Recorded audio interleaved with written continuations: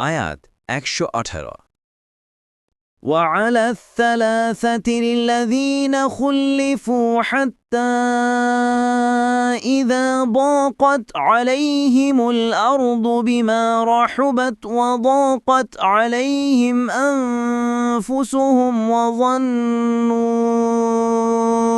أن لا ملجأ من الله إلا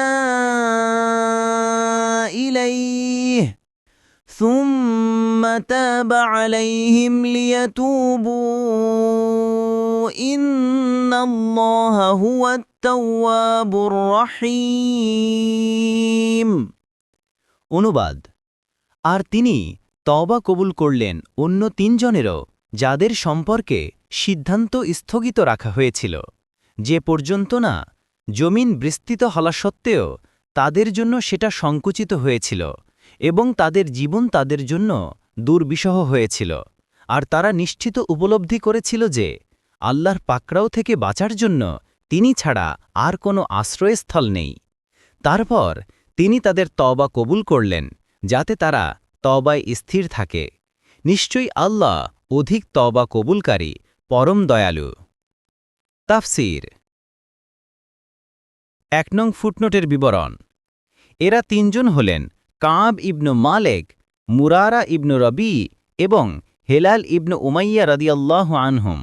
তারা তিনজনই ছিলেন আনসারদের শ্রদ্ধাভাজন ব্যক্তি যারা ইতিপূর্বে বাইআতে আকাবা এবং রাসূলুল্লাহ সাল্লাল্লাহু আলাইহি ওয়াসাল্লামের সাথে বিভিন্ন জিহাদে শরিক হয়েছিলেন, কিন্তু এ সময় ঘটনাচক্রে তাদের বিচ্যুতি ঘটে যায়।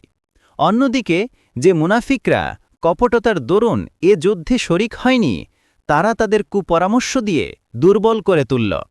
তারপর যখন রাসূল সাল্লাল্লাহু আলাইহি ওয়াসাল্লাম জিহাদ থেকে ফিরে আসলেন, তখন মুনাফিকরা নানা অজুহাত দেখিয়ে ও মিথ্যা শপথ করে তাকে সন্তুষ্ট করতে চাইল, আর রাসূল সাল্লাল্লাহু আলাইহি ওয়াসাল্লামও তাদের গোপন অবস্থাকে আল্লাহর সুপর্দ করে তাদের মিথ্যা শপথেই আশ্বস্ত হলেন।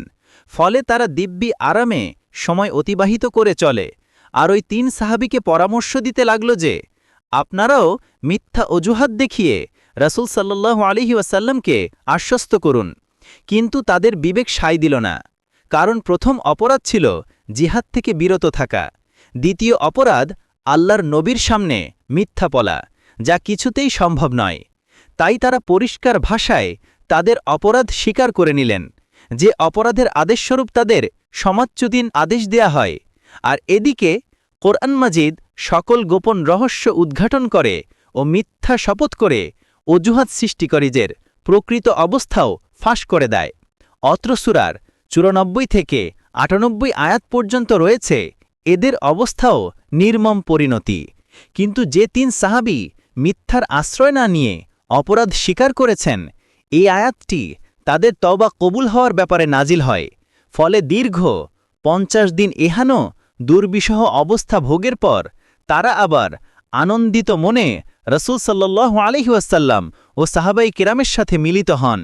এই ঘটনাটি বিস্তারিতভাবে তাবারি, বাগুয়ি, ইবনে কাসির প্রমুখগণ বর্ণনা করেছেন।